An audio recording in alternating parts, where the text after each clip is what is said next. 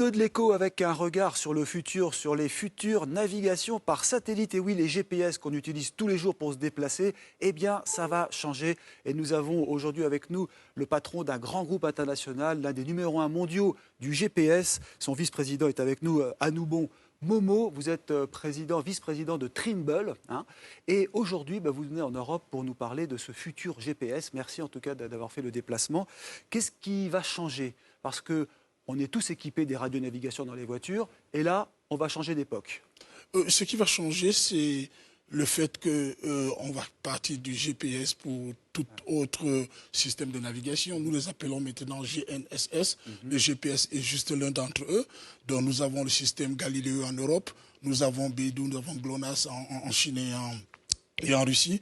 Et beaucoup de choses vont changer parce que la géolocalisation prend de plus en plus d'importance et dans plusieurs domaines, non seulement la navigation, mais aussi également l'agriculture, dans le domaine de la construction et dans beaucoup d'autres domaines.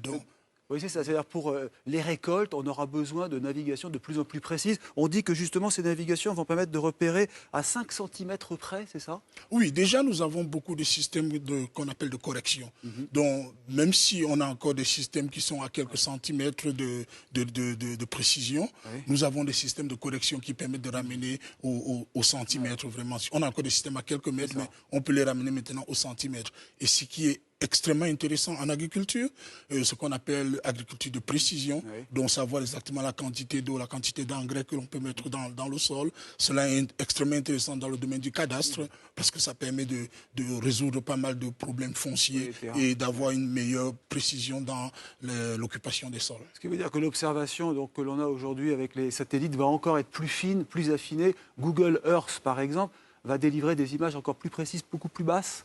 Pour l'imagerie satellite, oui, le progrès est déjà fait. Il y a pas mal d'entreprises qui proposent des systèmes d'images satellites à moins de 30 cm de résolution.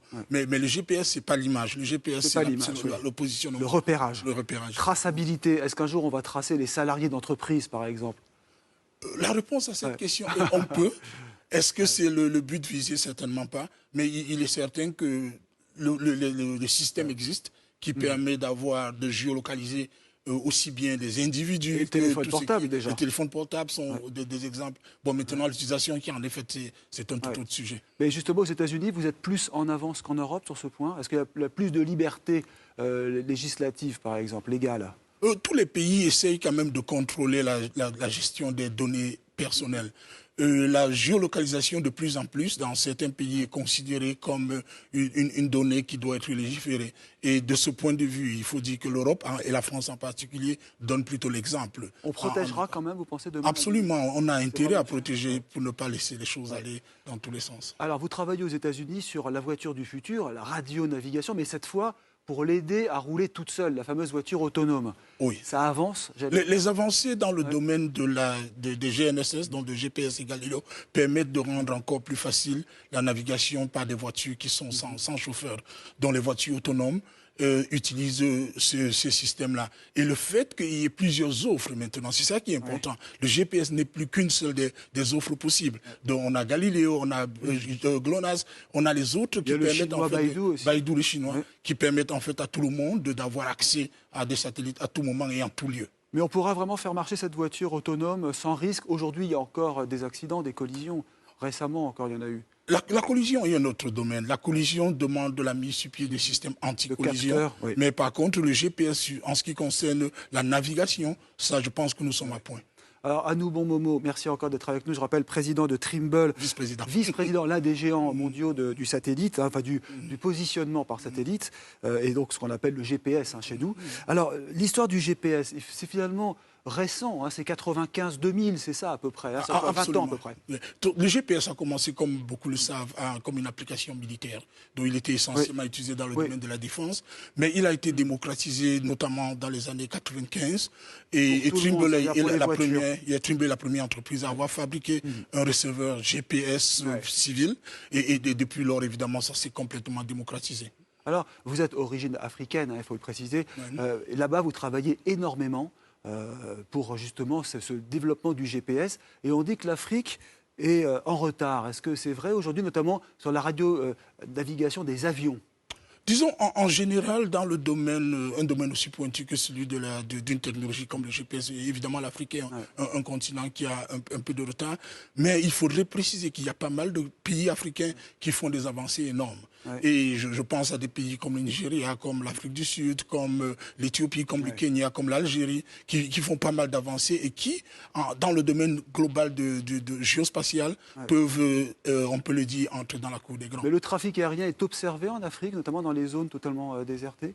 Le trafic aérien, c'est tout un autre sujet. Bon, mais absolument, je pense qu'avec l'existence des GPS, tous les avions sont munis de GPS, de receveurs GPS, dont on peut les tracer partout. Aujourd'hui, c'est possible. Alors, bon, je reviens donc sur votre profil. Vous êtes aujourd'hui une personnalité au niveau mondial. Il y a beaucoup d'articles sur vous. Camerounais d'origine, patron d'une grosse boîte américaine. Vous parlez français, hein, c'est pour ça que je dis américain, vous parlez bien français. C'est un parcours atypique. Oui, je dois reconnaître. Un modèle peut-être.